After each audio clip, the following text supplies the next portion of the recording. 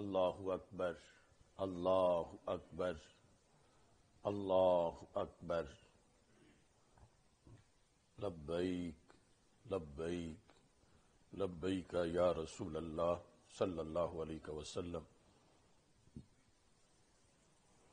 الحمد للہ رب العالمین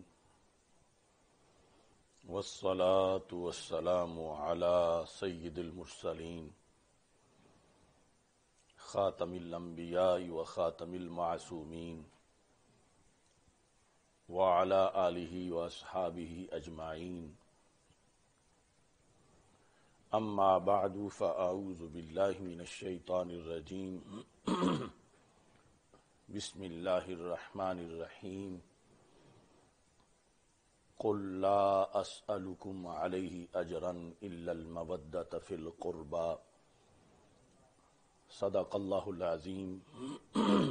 وصدق رسولہ النبی الکریم الامین۔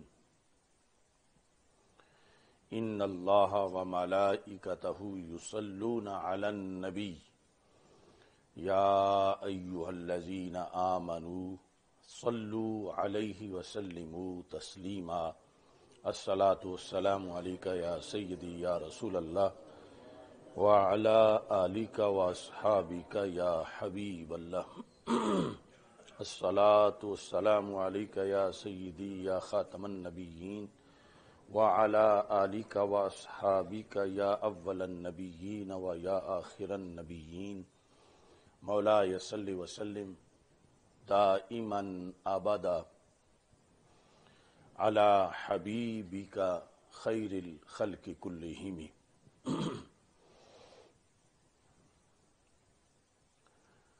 اس بات میں نہیں ہے آصف کوئی کلام، اس بات میں نہیں ہے آصف کوئی کلام، انساب میں ہے سید کا سب سے بڑا مقام۔ اس بات میں نہیں ہے آصف کوئی کلام، انساب میں ہے سید کا سب سے بڑا مقام۔ خون رسول پاک سے جن کا بنا خمیر صلی اللہ علیہ وسلم، خون رسول پاک سے جن کا بنا خبیر، خون رسول پاک سے جن کا بنا خمیر، شیر بطول سے ملا جن کو سبھی قوام۔ رفض و خروج میں اگر سید گیا ہو ڈوب، بچتا نہیں ہے ایسے سید کا احتشام۔ اللہ تبارک و تعالی جل جلالہ وعم نوالہ وتم برہانہ وعظم شانہ وجل ذکرہ وعز اسمہ کی حمد و ثنا، اور حضور سرور کائنات مفخر موجودات زینت بزم کائنات دستگیر جہاں غم گسار زماں سید سروراں حامی بے کساں قائد المرسلین خاتم النبیین احمد مجتبی جناب محمد مصطفیٰ صلی اللہ علیہ وآلہ وصحابہ وبارک وسلم کے دربار گوہربار میں ہدیہ درود و سلام عرض کرنے کے بعد، السلام علیکم ورحمۃ اللہ وبرکاتہ۔ رب ذوالجلال کے فضل اور توفیق سے 31واں افکار رضا سیمینار اور عزت سعادات کانفرنس انعقاد پذیر ہے۔ قرآن مجید برہان رشید میں رب ذوالجلال نے سورہ شورى کے اندر فرمایا ہے، قل لا اسألکم علیہ اجرا الا المودۃ فی القربى۔ اعلی حضرت فاضل بریلوی رحمۃ اللہ علیہ کنز الایمان شریف میں اس کا ترجمہ یوں کرتے ہیں، تم فرماؤ میں اس پر تم سے کچھ اجرت نہیں مانگتا مگر قرابت کی محبت، مودت فی القربہ، کہ رسول پاک صلی اللہ علیہ وسلم کے جو قریبی ہیں، قرابت دار ہیں، ان کی محبت، خاندان رسول صلی اللہ علیہ وسلم، اہل بیت اطہار رضی اللہ تعالی عنہم۔ عزت سادات ویسے تو بہت ہی تفصیلی مضمون ہے، آج ہم صرف اعلی حضرت فاضل بریلوی رحمۃ اللہ علیہ کے جو افکار ہیں اس کی ایک قسط جو ہے، ایک حصہ اس سلسلے میں وہ پیش کرنا چاہتے ہیں۔ اور اس میں جس طرح کے کچھ لوگ آیات میں واردات کرتے ہیں، احادیث میں واردات کرتے ہیں، اس طرح ہی کچھ لوگ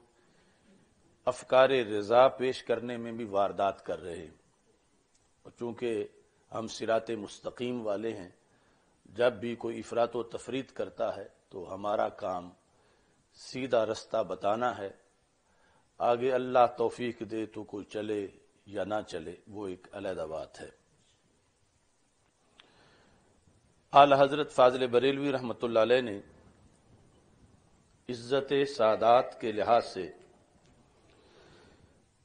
بہت تفصیل سے لکھا۔ یہ جتنی جلدیں اس وقت میرے سامنے موجود ہیں، صرف ان میں ہی نہیں، ان کے علاوہ بھی اس سلسلہ میں بہت سا مواد اعلی حضرت رحمۃ اللہ علیہ کی افکار میں موجود ہے۔ جلد نمبر 23 کے اندر آپ نے یہ حدیث لکھی ہے جس سے ہم سب کے لیے یہ سبق ہے کہ عزت سادات ایک تو محبت سادات کا تقاضا ہے، اور محبت اہل بیت اطہار علیہم الرضوان کا حکم خود قرآن مجید قرآن رشید میں موجود ہے، اور رسول اکرم صلی اللہ علیہ وسلم کی متعدد احادیث میں موجود ہے۔ تو جب کوئی شخص عزت سادات کا اہتمام کرتا ہے تو اول نیت یہ ہے کہ اللہ تعالی راضی ہو جائے، اور پھر یہ کہ رسول اکرم صلی اللہ علیہ وسلم راضی ہوں، اور اس کے بعد اصل جو تیسرے نمبر پر چیز ہے وہ یہ ہے کہ بندے کو اس کی برکت میسر آئے اور انسان محرومیوں کا شکار نہ ہو، بلکہ عزت سادات بجا لانے کی وجہ سے اللہ اس کو رحمتوں سے مالا مال فرمائے۔ اعلی حضرت فاضل بریلوی رحمۃ اللہ علیہ فتاوی رضویہ کی جلد نمبر 23 میں صفحہ نمبر 254 پر یہ حدیث لکھتے ہیں: من احب ان یبارک لہ فی اجلہ، جس بندے کو یہ پسند ہو کہ اس کی عمر میں برکت دے دی جائے۔ عمر میں برکت دو طرح سے ہے، ایک برکت تو یہ ہے کہ سالوں کے لحاظ سے، مہینوں ہفتوں کے لحاظ سے عمر لمبی ہو جائے، اور دوسری برکت یہ ہے کہ گرچہ سال مہینے اتنے ہی رہیں مگر اس بندے کے وقت میں برکت ہو کہ جتنا کام دوسرے مثلاً 80 سال میں کرتے ہیں اس نے اس سے زیادہ 60 سال میں کر لیا۔ تو برکت کا دوسرا مفہوم محدثین نے یہ بیان کیا ہے، اور دونوں ہی ممکن ہیں کہ دونوں طرح ہی، یعنی جب اس کو اب یہ شرط بیان ہو رہی ہے نا کہ جس کو یہ پسند ہے وہ کیا کرے، وہ آخر میں جا کر رسول اکرم صلی اللہ علیہ وسلم نے یہ ارشاد فرمایا ہے کہ فَلْيُخْلِفْنِي فِي أَهْلِي خِلَافَةً حَسَنَةً، کہ وہ میرے بعد میرے اہل بیت سے اچھا سلوک کرے، یہ جزا ہے۔ شرط یہ ہے من احب ان یبارک لہ فی اجلہ، کہ جو یہ پسند کرتا ہے کہ اس کی زندگی کے سال، مہینے، ہفتے، دن، گھنٹے، منٹ اور سیکنڈ، ہر لمحہ اس میں برکت دی جائے، تو اس کو یہ چاہیے کہ وہ میرے اہل بیت اطہار رضی اللہ تعالی عنہم سے حسن سلوک کرے۔ ساتھ ہی دوسری چیز جو رسول پاک صلی اللہ علیہ وسلم نے من احبا کے بعد ان یبارک لہ اس پر عطف ڈالتے ہوئے بیان کی، اور من احبا ساتھ لگے گا کہ جس کو یہ پسند ہے ان یمتعہ اللہ بما خولہ، کہ رب ذوالجلال نے اسے جو نعمت دی ہوئی ہے اس سے خالق کائنات اسے زیادہ فائدہ پہنچائے۔ یعنی نعمتیں تو بے شمار بندوں پہ اللہ کی طرف سے ہوتی ہیں، لیکن کچھ لوگ ان نعمتوں سے حقیقی فائدہ اٹھاتے ہیں، اور کچھ لوگ وہ نعمتیں جو ہیں ان کی بے قدری کرتے ہیں اور نعمتوں کا صحیح فائدہ نہیں اٹھاتے۔ تو ہمارے آقا صلی اللہ علیہ وسلم یہ ارشاد فرما رہے ہیں کہ جسے پسند ہو کہ خدا اسے اپنی دی ہوئی نعمت سے بہرہ مند کرے، بما خولہ، جو رب نے اسے دیا ہے، جو اس کے مقدر میں ہے، اس سے رب ذوالجلال اس کو فائدہ پہنچائے۔ جو یہ پسند کرتا ہے کہ اس کے پاس اللہ کی ودیت اور عطیہ کردے جو نعمتیں ہیں ان نعمتوں سے وہ بھرپور مستفید ہو، تو پھر ہمارے آقا صلی اللہ علیہ وسلم فرماتے ہیں فَلْيُخْلِفْنِي فِي أَهْلِي خِلَافَةً حَسَنَةً، وہ پھر میرے اہل بیت کے ساتھ حسن سلوک کرے، میرے بعد حسن سلوک کرے۔ اب نعمت مثلا آنکھیں نعمت ہیں، کان نعمت ہیں، تو آنکھ بندے کے جہنم جانے کا بھی باعث بن سکتی ہے، جنت جانے کا بھی باعث بن سکتی ہے۔ آنکھ بندے کو 5% بھی فائدہ دے سکتی ہے، 100% بھی دے سکتی ہے۔ ایسے ہی کان ہیں، ایسے ہی انسان کی ہر صلاحیت ہے، یا اس کی اولاد ہے، اس کا مال ہے، جو بھی رب ذوالجلال نے اسے دیا ہے، جو یہ چاہتا ہے کہ اس نعمت سے اسے زیادہ فائدہ پہنچے، تو رسول اکرم صلی اللہ علیہ وسلم نے ارشاد فرمایا اسے پھر یہ کرنا چاہیے کہ وہ میرے اہل بیت اطہار رضی اللہ تعالی عنہم سے حسن سلوک کرے۔ تو یہ اتنے جامع الفاظ ہیں کہ سینکڑوں جلدوں سے بھی اس کا مضمون وراء الورا ہے۔ یہی وجہ ہے کہ حضرت سیدنا صدیق اکبر رضی اللہ تعالی عنہ نے اس پورے مضمون کو بیان کرتے ہوئے جو حدیث صحیح بخاری میں ہے ارقبوا محمدن صلی اللہ علیہ وسلم فی اہل بیتہ، اے لوگو حضرت محمد مصطفیٰ صلی اللہ علیہ وسلم کی خوشنودی کو آپ کی آل کی خوشنودی میں تلاش کرو۔ رسول اکرم صلی اللہ علیہ وسلم کی رضا کو آپ کی آل کی رضا میں تلاش کرو، نبی اکرم صلی اللہ علیہ وسلم کے قرب کو آپ کی آل کے قرب میں تلاش کرو۔ یعنی وہ جملہ حضرت صدیق اکبر رضی اللہ تعالی عنہ کا بھی بہت جامعیت پر مشتمل ہے، اور اس کی جامعیت کا اصل ماخذ یہ حدیث ہے کہ جو نبی اکرم صلی اللہ علیہ وسلم نے یہاں ارشاد فرمایا ہے۔ اور اس کے ساتھ ساتھ اسی حدیث میں رسول پاک صلی اللہ علیہ وسلم نے پھر اگر کوئی اہتمام نہیں کرتا محبت اہل بیت کا، عزت اہل بیت کا، تعظیم اہل بیت کا، تو معاذ اللہ جو اہتمام نہ کرے تو اس کو پھر کیا کیا نقصانات ہوتے ہیں، یہ بھی اسی حدیث میں ہمارے آقا صلی اللہ علیہ وسلم نے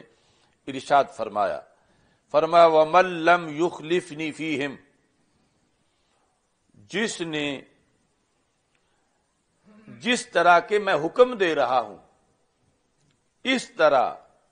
میرے اہل بیت اطہار رضی اللہ تعالی عنہم سے سلوک نہ کیا، حسن سلوک نہ کیا، تو وہ کیا نقصان پائے گا؟ رسول اکرم صلی اللہ علیہ وسلم ارشاد فرماتے ہیں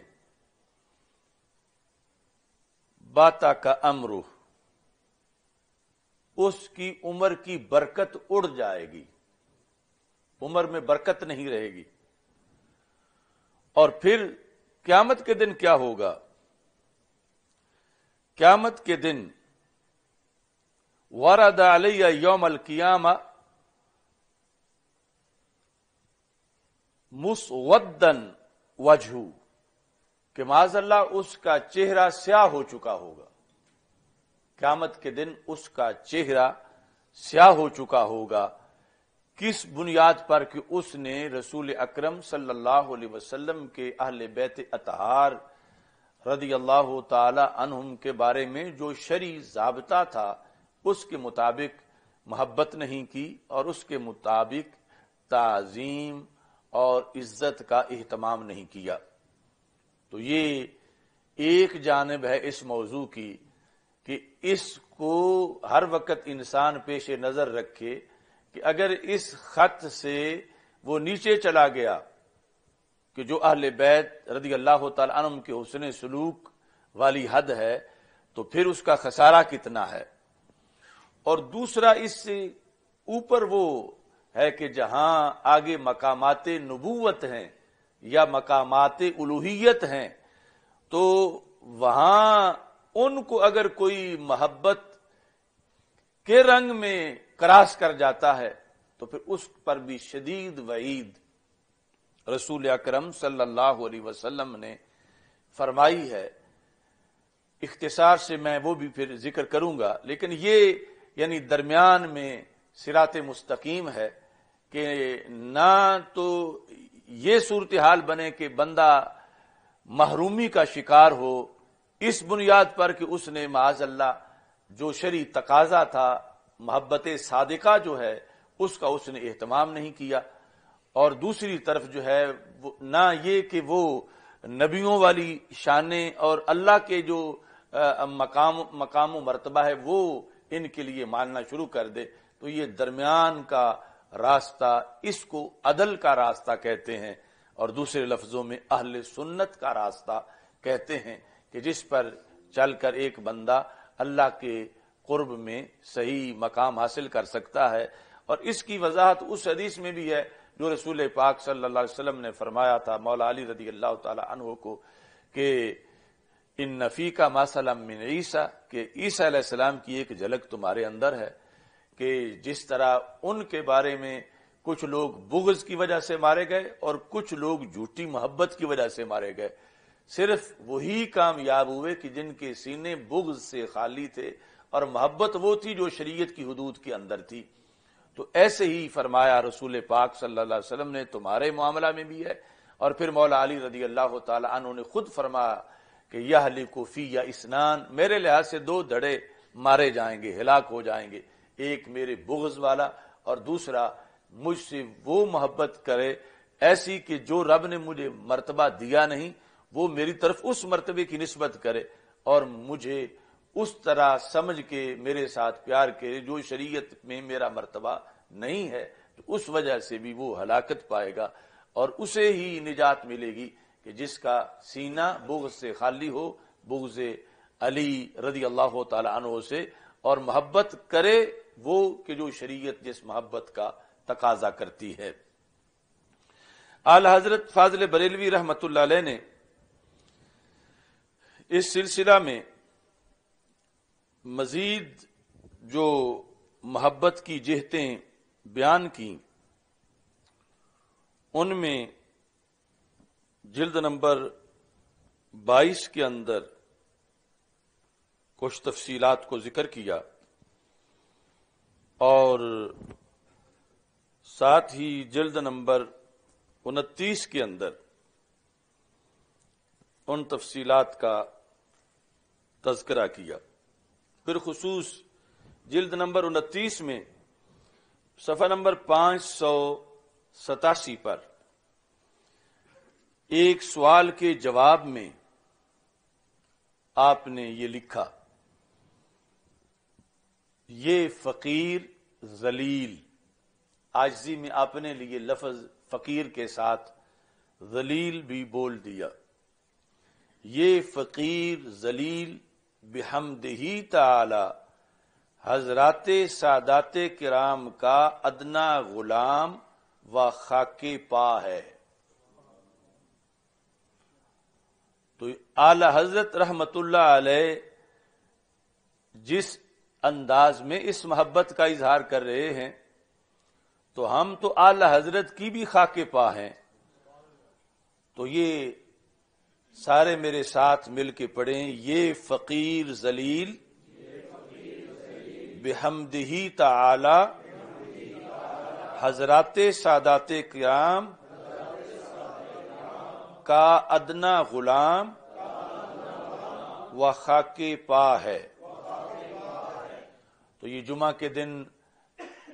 فرشتے گواہ ہیں، قیامت کے دن یہ جملہ ہم سب کی انشاءاللہ کام آئے گا کہ ہم جو عقیدہ اور نظریہ ہمارے امام یہاں لکھ رہے ہیں یہی ہمارے دل کی آواز ہے، اور اسی پر آخری سانس تک قائم رہنا ضروری ہے. آگے ساتھ یہ بھی ذکر کیا، اور وہ بھی ہم سب کی طرف سے ترجمانی ہے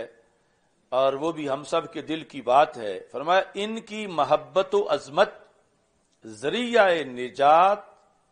و شفاعت جانتا ہے. یعنی فقیر ساتھ لگے گا کہ فقیر ان کی سادات کرام کی، فقیر ان کی محبت و عظمت ذریعہ نجات و شفاعت جانتا ہے. اپنی کتابوں میں چھاپ چکا ہے کہ سید اگر بد مذہب بھی ہو جائے تو اس کی تعظیم نہیں جاتی. سید اگر بد مذہب بھی ہو جائے تو اس کی تعظیم نہیں جاتی جب تک بد مذہبی حد کفر تک نہ پہنچے.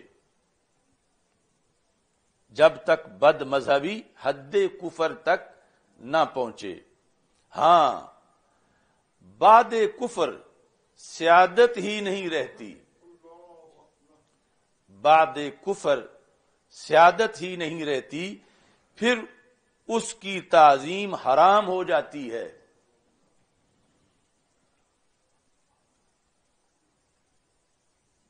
تو یہ یعنی پھر دو جانبیں اس موضوع کی بیان کر دیں کہ ایک طرف جو ہے وہ یہاں تک کہ اگر سید بد مذہب بھی ہو جائے تو پھر بھی اس کی تعظیم نہیں جاتی، اور دوسری طرف کہ اگر بد مذہبی حد کفر تک پہنچ جائے تو پھر سیادت ہی نہیں رہتی. جس طرح ہم نے اپنے شعر میں تیسرے شعر میں اس کا ذکر کیا، اور وہ بھی میرا ایک پورا کلام ہے لیکن اگلے شعر پھر کسی موقع پہ پڑھوں گا، تو وہ صدائے قفص کا وہ حصہ ہے. ہاں بعد کفر سیادت ہی نہیں رہتی تو پھر اس کی تعظیم حرام ہو جاتی ہے. اب یہ جو جملے ہیں کہ کیا ہے بد مذہبیت، کیا ہے کہ بد مذہب ہوتے ہوئے تو تعظیم باقی ہے، لیکن بد مذہبیت سے آگے کفر تک پہنچ جائے تو پھر وہ سیادت ہی نہیں رہتی، اور آگے دوسری جلدوں میں لکھا نسب منقطع ہو جاتا ہے. اور ایک اس کے ساتھ دوسری چیز بڑی اہم ہے جو یہاں ذکر کی، اور اس میں بھی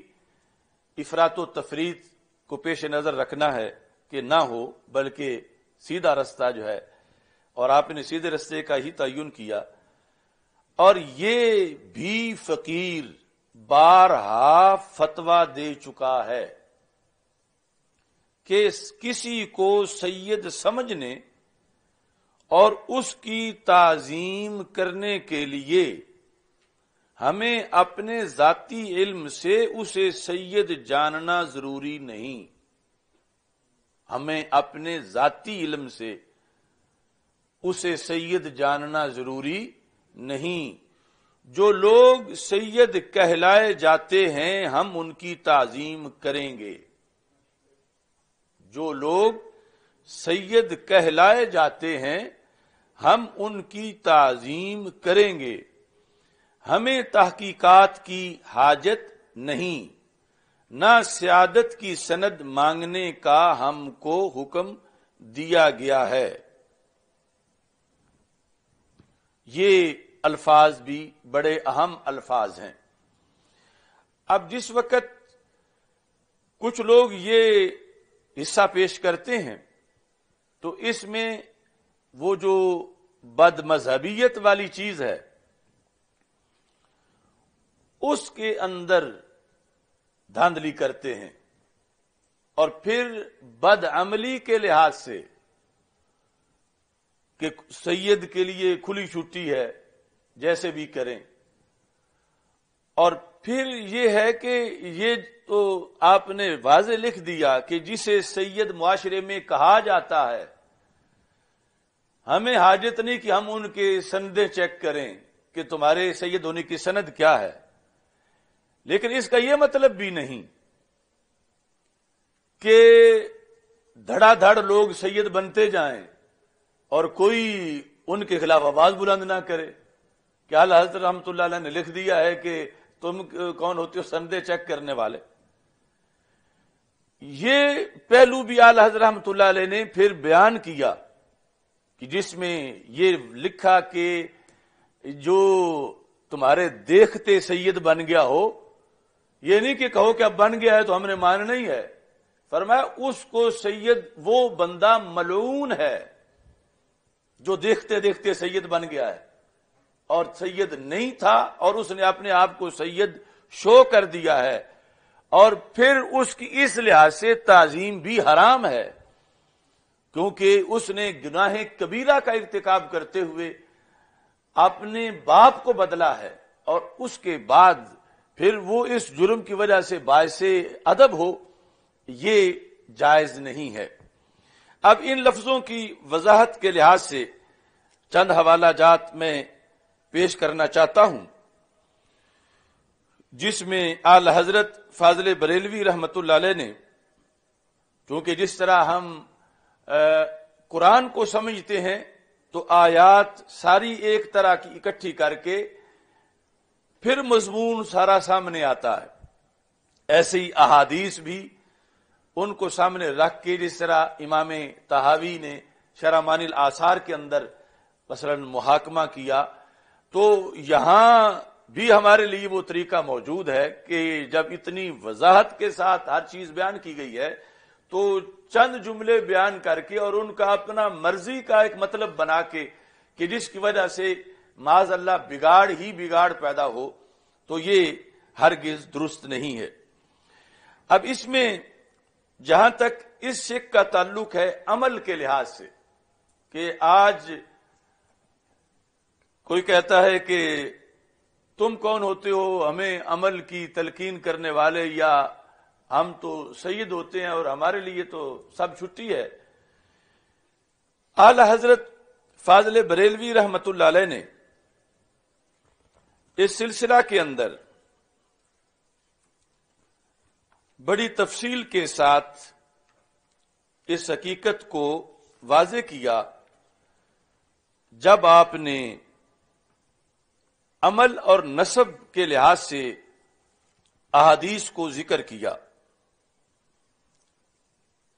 عمل اور نسب،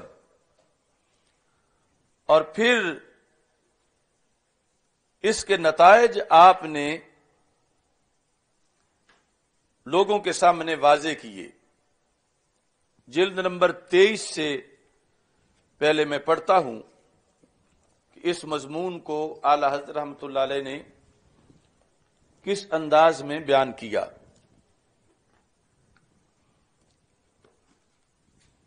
جلد نمبر 23 میں 206 صفحے پر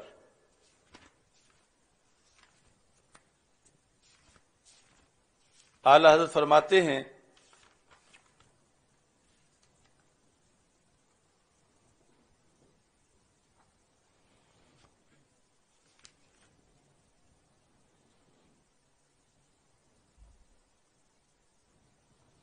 حدیث ہے اور اس حدیث کو دو طرح پڑھا جاتا ہے، باب افعال سے بھی تفعیل سے بھی. من ابطأ به عمله لم يسرع به نسبه، جس کو اس کا عمل پیچھے چھوڑ دے اس کو اس کا نسب آگے نہیں لے جا سکتا. اور دوسرا اس کو اس طرح پڑھا جاتا ہے کہ من بطأ به عمله لم يسرع به نسبه. یہ مشکات شریف میں بھی ہے، سنن ابی داؤد کتاب العلم میں بھی ہے کہ جس کو اس کا عمل پیچھے چھوڑ دے، مثلا وہ نماز نہیں پڑھتا، روزہ نہیں رکھتا، مسلمان ہے، کیونکہ اگر وہ مسلمان ہی نہ ہو تو پھر تو سب سے پہلے تو پرچہ ہے ہی ایمان کا، عمل کی بات ہی نہیں ہوگی. یہاں یہ ہے کہ بندہ مسلمان ہے، اس کے بعد اور نسب میں پھر یہ ہے کہ دنیا کے لحاظ سے کوئی بڑا نسب ہے، اس کا کسی بادشاہ کا بیٹا ہے. یہ عام جو لوگ کسی تارڑ کا، چٹھے کا، چیمے کا، گوندل کا، یا جن کو لوگ بڑا سمجھتے ہیں ایک، یا پھر اسی میں ہے کہ وہ خاندان سادات سے تعلق رکھتا ہے لیکن عمل اس کو پیچھے چھوڑ رہا ہے. تو اس پر اعلی حضرت فاضل بریلوی رحمت اللہ علیہ نے تبصرہ کیا، اور یہاں پھر آگے چونکہ رستے میں ہیں جا بجا تھانے والے، اسی حدیث کے لحاظ سے خوارج، نواسب اور موجودہ وہابی دیوبندی بھی ایک مطلب نکالتے ہیں. اعلی حضرت ہیں، ان کا بھی رد کرتے ہیں، اور اس حدیث سے جو بے رہ روی نکالے اس کا بھی رد کرتے ہیں. تو آپ فرماتے ہیں کہ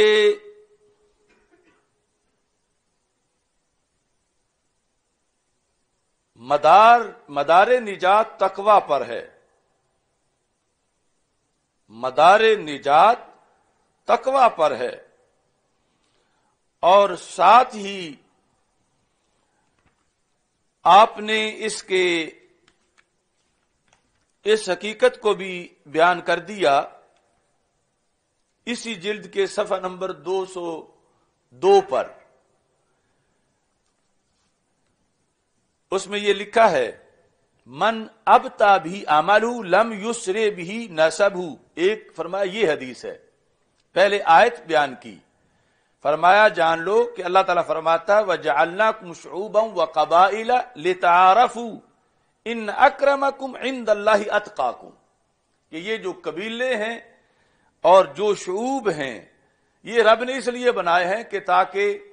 تم متعارف ہو جاؤ، پہچان کے لیے ہیں، مگر ان اکرمکم عند اللہ اتقاکم، تم میں زیادہ عزت والا وہ ہے جو تم میں زیادہ پرہیزگار ہے. یہ آیت لکھی. پھر نبی پاک صلی اللہ علیہ وسلم کا فرمان ہے کہ جس نے شریعت کے مطابق عمل کرنا چھوڑ دیا اس کا نسب کام نہ دے گا. اب یہاں جو کہ حدیث میں لکھا ہوا نہیں، ہو سکتا ہے کوئی کہے کہ یہاں باقی نسب کی تو نفی کی جا رہی ہے، لیکن سادات کا جو نسب ہے اس کی بات یہاں شامل نہیں ہے. مگر اگلی حدیث جو ہے وہ لکھتے ہوئے آپ فرماتے ہیں وقول دیگر اعملی یا فاطمہ تو رضی اللہ تعالی عنک ولا تقولی انی بنت الرسول صلی اللہ علیہ وسلم. یہ حدیث ذکر کرتے ہوئے فرمایا کہ دوسرا قول یہ ہے کہ شریعت پر عمل کرو اے فاطمہ، اور یہ نہ کہو کہ رسول اللہ صلی اللہ علیہ وسلم کی بیٹی ہوں. بلند آواز سے یہ اعلان کر رہا ہے، یعنی یہ قول کہ شرافت نسب کے اکثر جاہل لوگ جہالت و حماقت اور حالات بزرگان دین اور سلف صالحین اور صحابہ کاملین اور انبیاء و مرسلین کے حالات سے ناواقفیت کی وجہ سے اس پر فخر کرتے ہیں، اللہ کے نزدیک بے وقت ہے، مثل ہباء منصورہ ہے، یعنی اس کی کوئی حیثیت نہیں ہے۔ یہی بات جب اسماعیل دہلوی نے لکھی اور اس نے یہ کہا کہ سرکار فرما رہے ہیں کہ میں تو تمہیں کچھ دے نہیں سکتا، وہاں اعلی حضرت فاضل بریلوی رحمۃ اللہ علیہ نے نسب رسول صلی اللہ علیہ وسلم کا فائدہ ثابت کیا کہ اور نسب فائدہ نہیں دیں گے قیامت کے دن، لیکن نسب رسول صلی اللہ علیہ وسلم فائدہ دے گا، مگر نسب کا فائدہ دینا اور چیز ہے اور بے عملی کو تقویت دینا یہ اور چیز ہے۔ نسب کے فائدے کو ہم اہل سنت و جماعت مانتے ہیں، اور اس بنیاد پر اس حدیث کے بھی دو مطلب ہیں، لم یسر بھی نسبہ کے، اور دوسری حدیث کہ لا اغنی عنکم من اللہ شیئا، اس کے بھی دو مطلب ہیں۔ اب ہم نے یعنی ان سخت ترین راہوں سے گزر کے حقیقی مطلب تک پہنچنا ہے کہ جو مذہب اہل سنت کا ہے نہ وہ روافض والا ہے، نہ وہ خوارج اور نواسب والا ہے، اور نسب رسول کا امتیاز بھی ماننا ہے ہر نسب سے، اور پھر نسب رسول کے لیے جو سرکار کے فرمودات ہیں خود ان کے لیے اس کا مقتضا اور مطلوب بھی سمجھنا ہے، تاکہ نہ بد عملی آئے نہ بد اعتقادی آئے، اور رسول اکرم صلی اللہ علیہ وسلم کی منشا اور مرضی جو ہے وہ پوری ہو جائے۔ اب یہاں پر جس وقت بات ہوتی ہے لا اغنی کی، اسی جلد نمبر 23 میں صفحہ نمبر 249 پر اس کی بات ہے، صفحہ نمبر 249 پر۔ اب کوئی بھی صرف ایک بات کر کے چھوڑ دیں گے تو پھر مضمون جو ہے وہ ادھورا رہ جائے گا۔ اچھا جی، یہاں پر اعلی حضرت رحمۃ اللہ علیہ حدیث دے کے یہ پیش کر کے یہ ثابت کرتے ہیں کہ سرکار کی طرف نسب کی نسبت کا قیامت کے دن بھی فائدہ ہوگا۔ حدیث یہ ہے، ہم اپنے جو اہل بیت اطہار علیہم رضوان کے بارے میں پروگرام ہیں ماضی کی، ان میں کئی بار یہ حدیث پیش کر چکے ہیں۔ طبرانی کی حدیث ہے معجم کبیر کی، کہ ہمارے آقا صلی اللہ علیہ وسلم ارشاد فرماتے ہیں ما بال اقوام یزعمون ان شفاعتی لا تنال اہل بیتی، ان لوگوں کی کیا حیثیت ہے، وہ ہوتے کون ہیں جو یہ گمان کرتے ہیں کہ میری شفاعت میرے اہل بیت کو نہیں پہنچے گی، جو یہ گمان کرتے ہیں کہ میری شفاعت یعنی میرے کہنے پر میرے اہل بیت کو قیامت کے دن کوئی فائدہ نہیں ہوگا، جو یہ بات کرتے ہیں ان کی کیا حیثیت ہے۔ آگے فرمایا وَإِنَّ شَفَاعَتِي، بے شک میری شفاعت فائدہ دے گی۔ فرمایا اہل بیت تو اہل بیت ہیں میرے، ہا و حکم، یہ دو لفظ بولے، ہا اور حکم، یہ دو یمن کے قبیلے ہیں، لیکن اوپر جا کر خاندان رسول صلی اللہ علیہ وسلم سے ان کا رابطہ بنتا ہے، یعنی پیچھے جا کر جو سرکار صلی اللہ علیہ وسلم کا شجرہ نسب ہے، وہاں جا کر یمن کے یہ دو قبیلے ملتے ہیں۔ فرمایا یہ جو منسلک ہیں ڈائریکٹ میرے ساتھ، ان کے بارے میں تم سمجھتے ہو کہ ان کے کوئی سمجھتا ہے کہ میری شفاعت ان کو مفید نہیں ہوگی، میری شفاعت تو ان یمن کے قبیلوں تک پہنچے گی، یعنی ایک تو پوری امت کے لیے ہے نا، یہ نسب ہونے کی وجہ سے، خاندان ہونے کی وجہ سے۔ فرمایا وہ کہیں اوپر جا کر میرے سلسلہ نسب کے ساتھ وہ ملتے ہیں، تو چونکہ ان کا نسب میرے نسب سے ملتا ہے، اگرچہ وہ ہاں اور حکم ہیں، پھر بھی ان کو میری شفاعت کا فائدہ ہوگا. تو جب ان کو ہوگا تو پھر ڈائریکٹ جو میرے ساتھ منسلک ہیں، جن کی گود میں ہوں یا جو میرے آگے خاندان میں ہیں. اب شفاعت کا یہ مطلب ضروری نہیں کہ کوئی گناہ ہی ہو، شفاعت درجات کی بلندی کے لیے بھی ہو سکتی ہے اور اس طرح کے امور کے لحاظ سے. تو یہ حدیث پیش کی. اب یہاں پر چونکہ ایک اعتراض ہو رہا تھا تو اس اعتراض کا آپ نے جواب دیا. اعتراض یہ ہو رہا تھا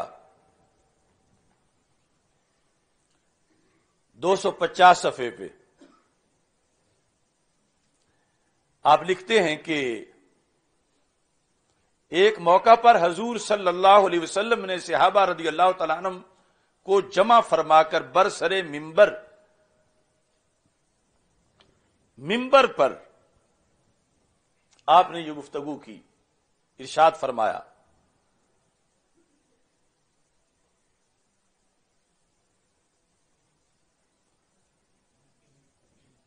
کل سبب و نسب ینقطع یوم القیامہ، ہر رشتہ اور ہر علاقہ قیامت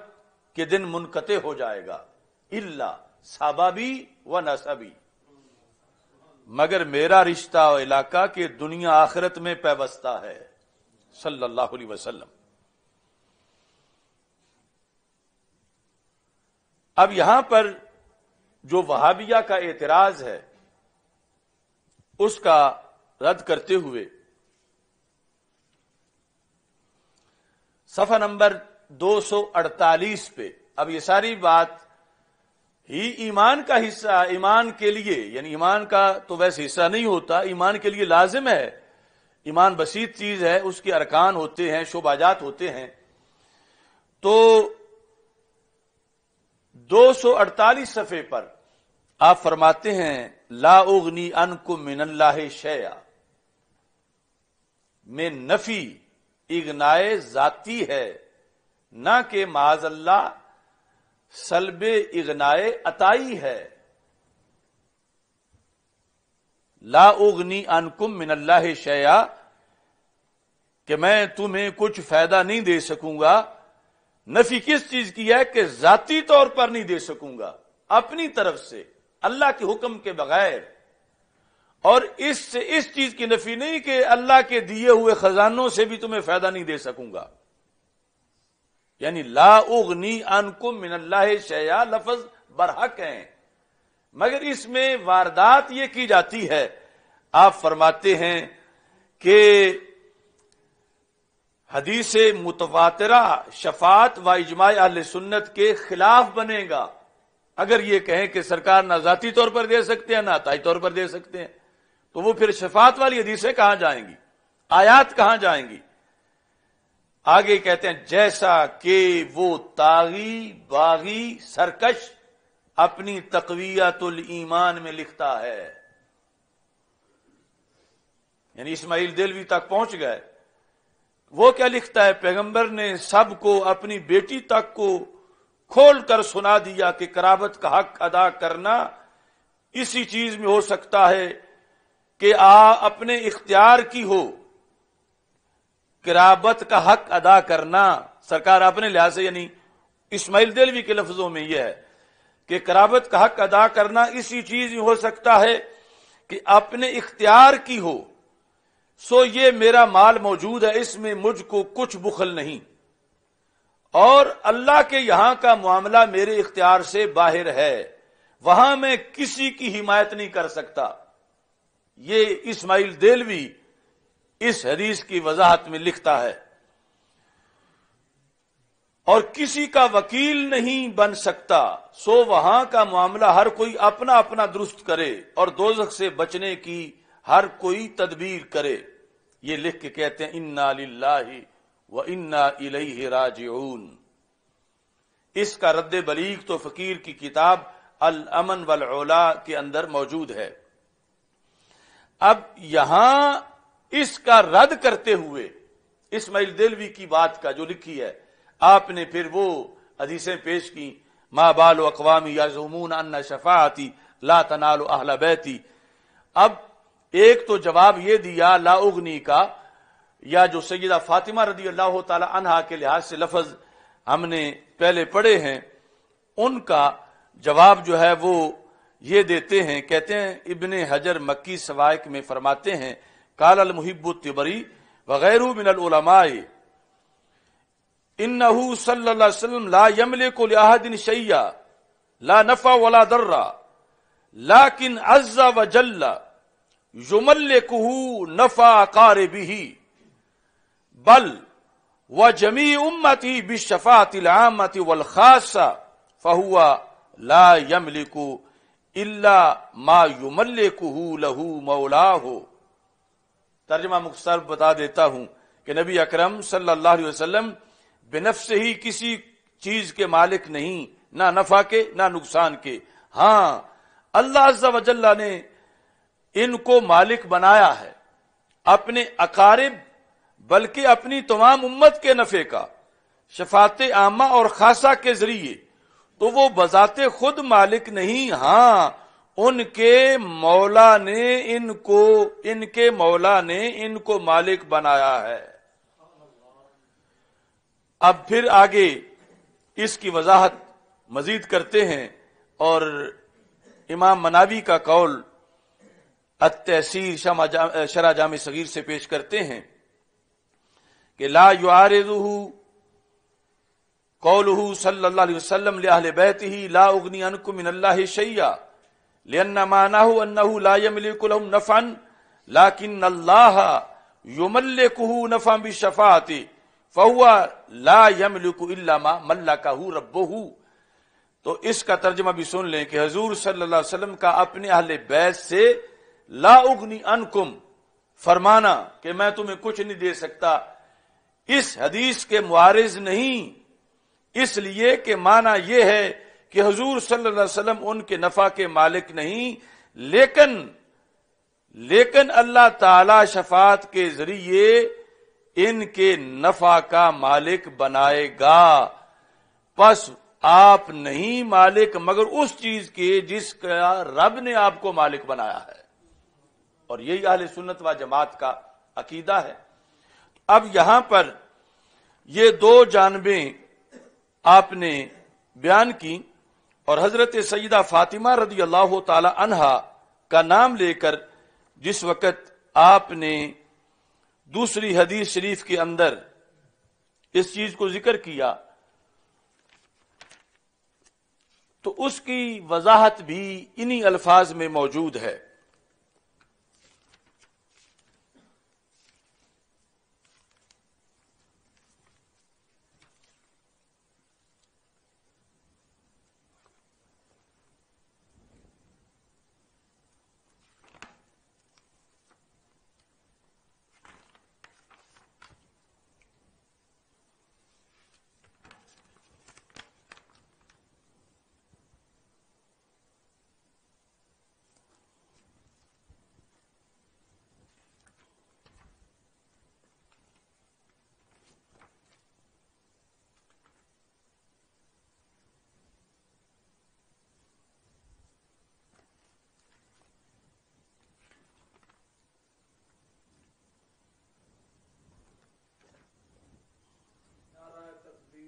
اللہ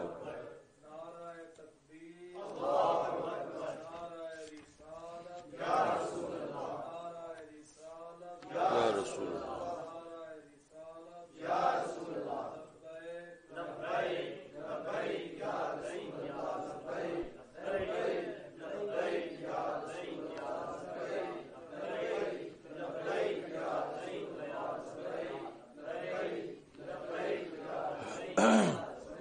تو اب اس میں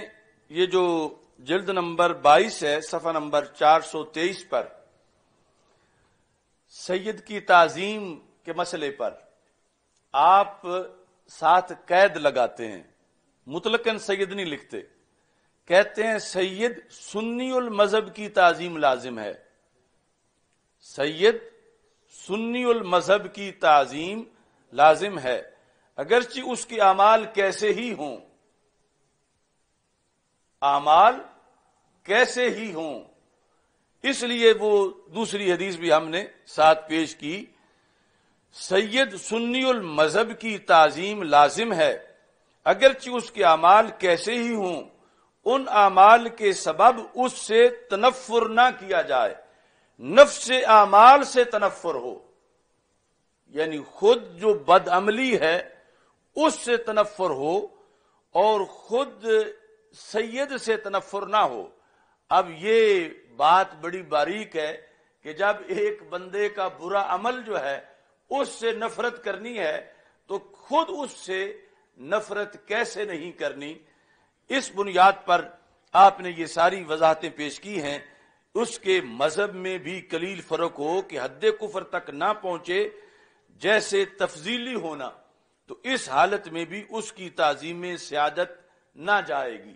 یعنی یہ بھی وہ سارے جملے ہیں کہ جن پر آج ان کو پیش تو کیا جا رہا ہے، مگر ان کا جو دوسرا مطلب یعنی دوسری وضاحت اسی کی یا اس سے پہلے یا بعد میں موجود ہے، اس کی طرف توجہ نہیں کی جا رہی۔ اچھا جی،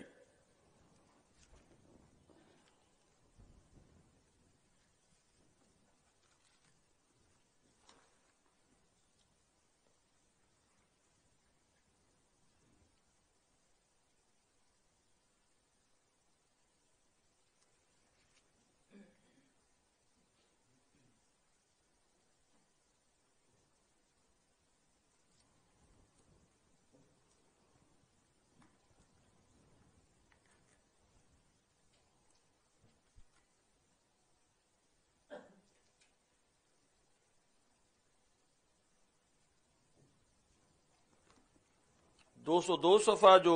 23 کا ہے،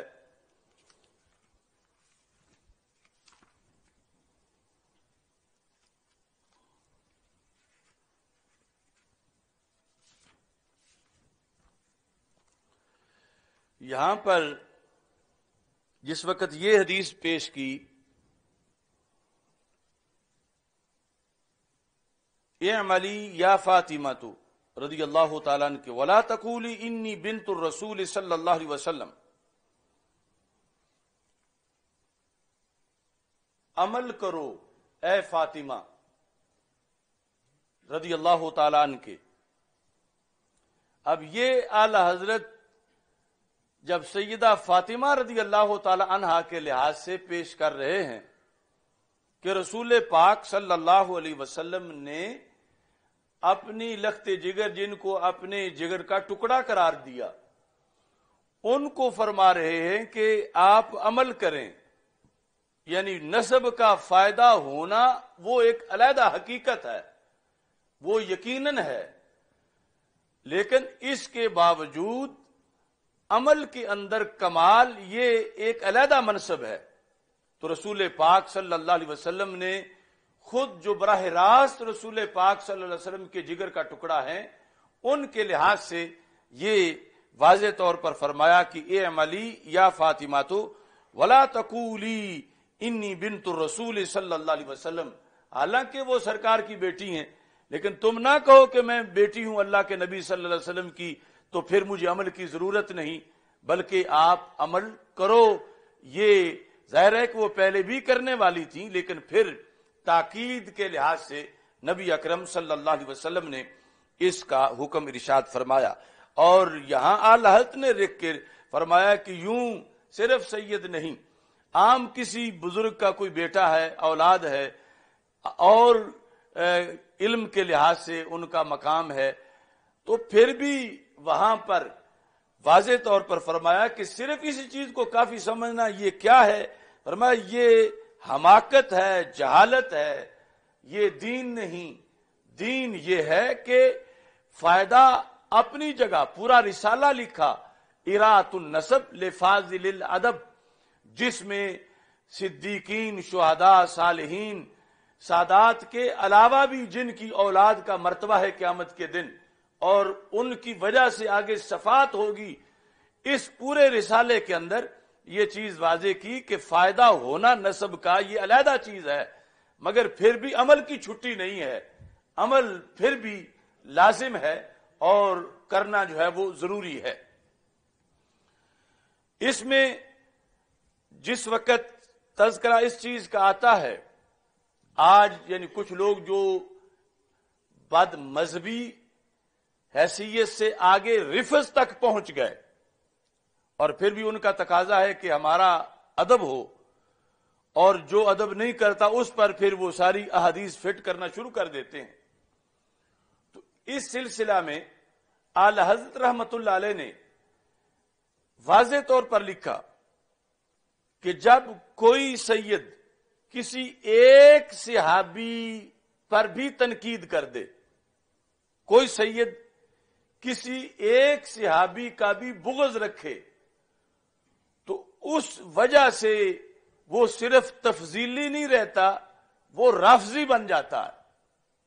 اور اس پر حکم وہی لگے گا جو روافض پہ لگتا ہے۔ یہ ایک تفصیلی بحث اس پر بھی ہم کریں گے۔ تو یہ آج خلاصہ آج کی گفتگو کا میں عرض کرنا چاہتا ہوں کہ یقیناً سیادت اور نسب رسول صلی اللہ علیہ وسلم کا برملا فائدہ ہے، اس کے فائدے کا انکار وہابیت ہے، خارجیت ہے، ناسبیت ہے۔ باقی نسب جو کسی کا گوندل ہونا، شیخ ہونا، یہ فائدہ نہیں دیں گے قیامت کے دن۔ سرکار کا نسب قیامت کے دن بھی یقیناً فائدہ دے گا، یہ ہمارا عقیدہ اہل سنت کا۔ لیکن اس فائدے کو دلیل بدعملی کی بنانا یہ ہرگز جائز نہیں، چونکہ رسول پاک صلی اللہ علیہ وسلم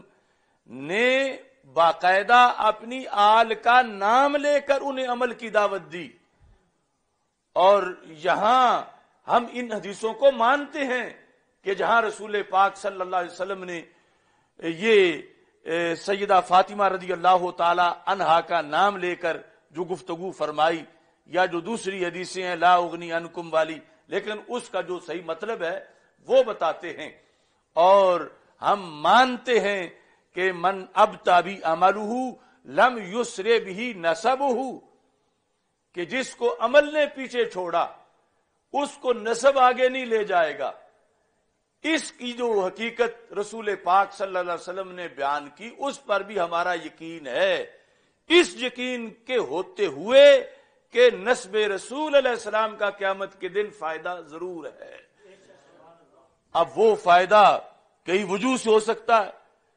اس فائدے سے جنت میں اونچا مقام ملنا، جنت کی مزید سہولتیں ملنا، لیکن جو دوسری طرف سے ہے کہ ایک بندہ نماز پڑھ کے متقی بن گیا ہے،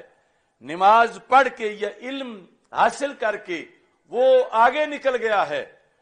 تو دوسری جگہ اعلی حضرت رحمت اللہ علیہ نے امامت کی بحث میں یہ لکھا کہ ایک سید صاحب ہیں مگر وہ عالم نہیں، اور دوسری طرف ایک شخص عالم ہے مگر سید نہیں، تو کہا ہماری شریعت کہتی ہے کہ جماعت وہ کرائے گا جو عالم ہے، جس کا علم زیادہ ہے، حالانکہ وہ سید نہیں۔ تو ایسے ہی نکاح کے مسئلے میں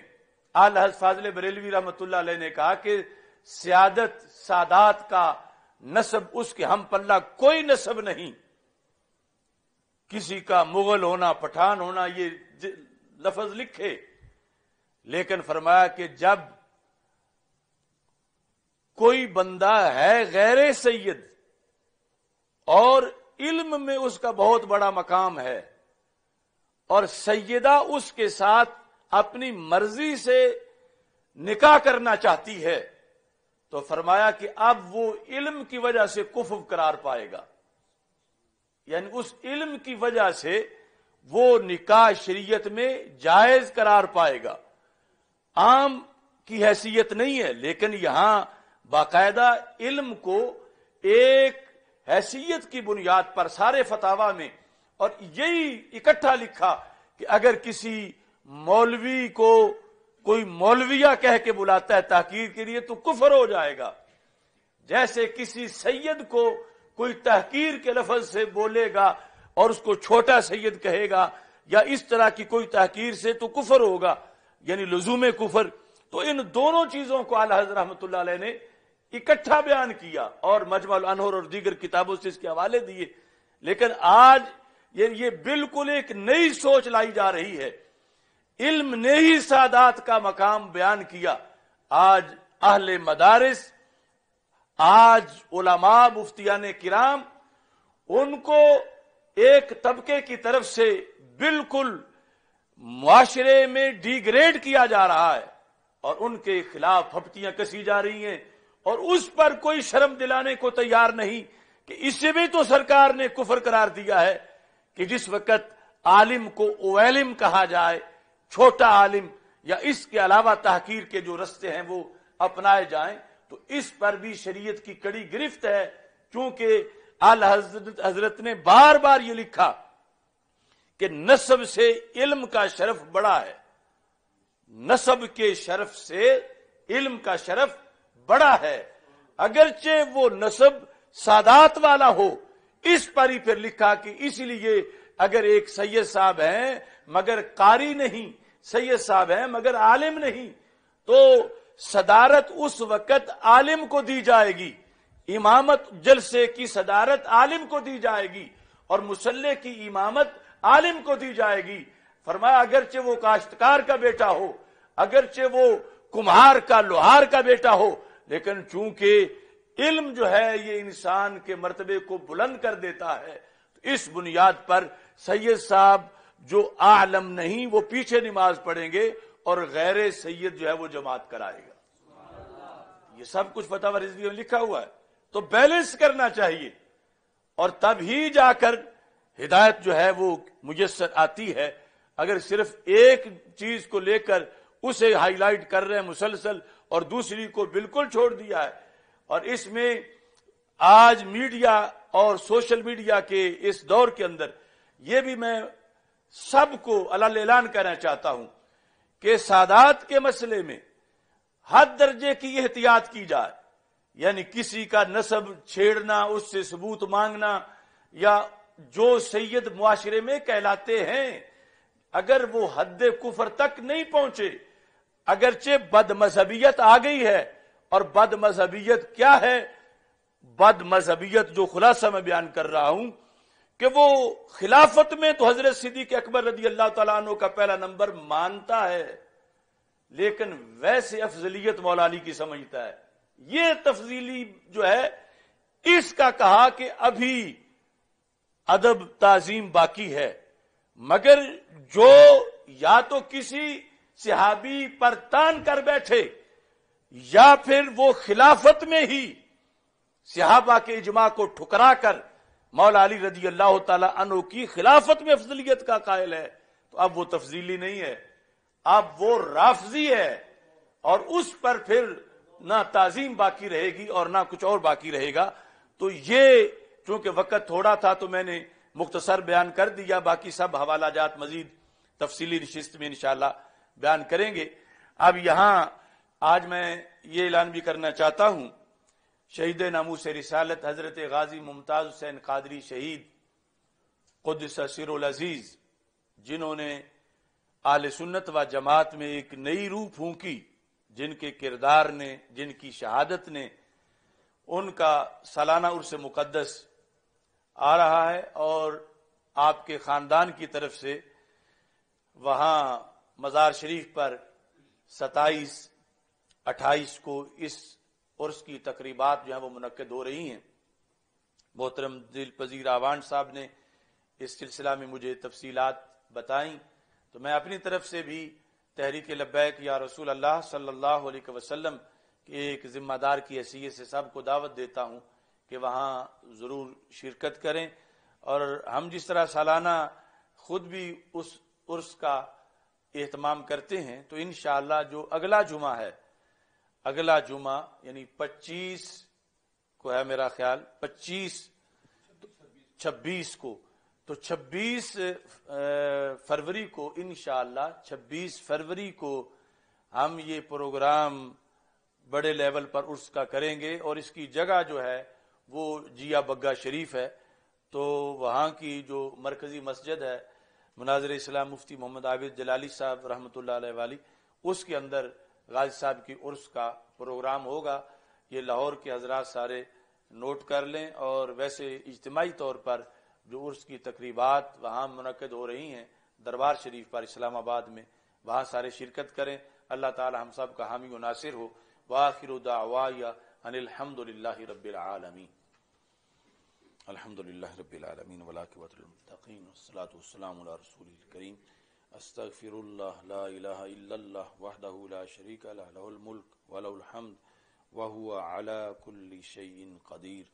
اللهم إنا نعوذ بك من زوال نعمتك وتحول عافيتك وفجاءة نقمتك وجميع سخطك، وصلى الله تعالى على حبيبه